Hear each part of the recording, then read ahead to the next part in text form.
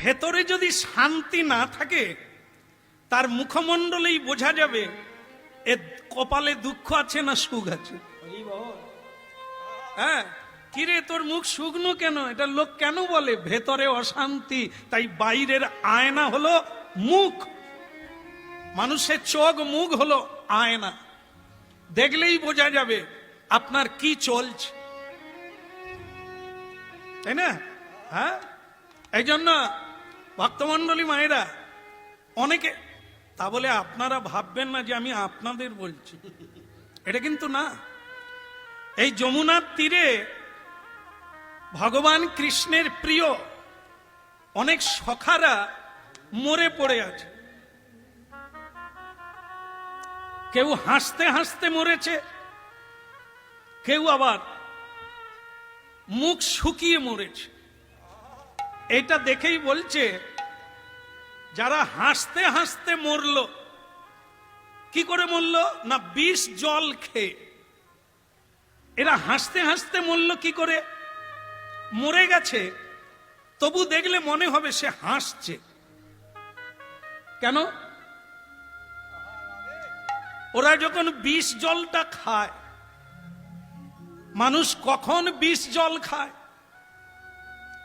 আপনারা কেউ বিষ খেয়েছেন? হাত তুলবেন না, কেউ খাননি, ভাগ্যবান আপনারা।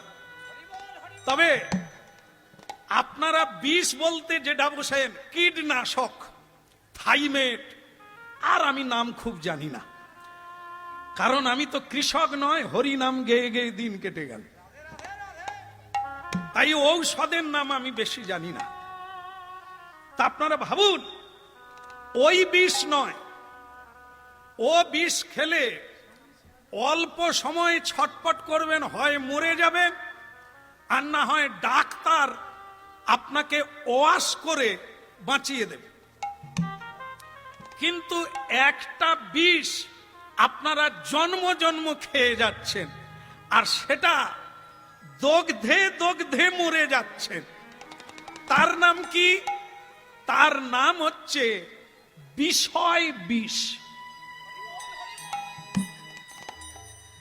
সংসার বিষানলে, কথাগুলো ধরে নে, সংসার বিষানলে দিবানিশি হিয়া জলে। এই সংসার রূপী যে বিষয়, এই পানে আমরা সদত ছটপট করছি। এই জন্য আমরাও বিষ পানে রত। যত তাড়াতাড়ি পারা যায় এই বিষ জল ত্যাগ করে ভগবানের অমৃত চরণামৃত পান করতে হবে।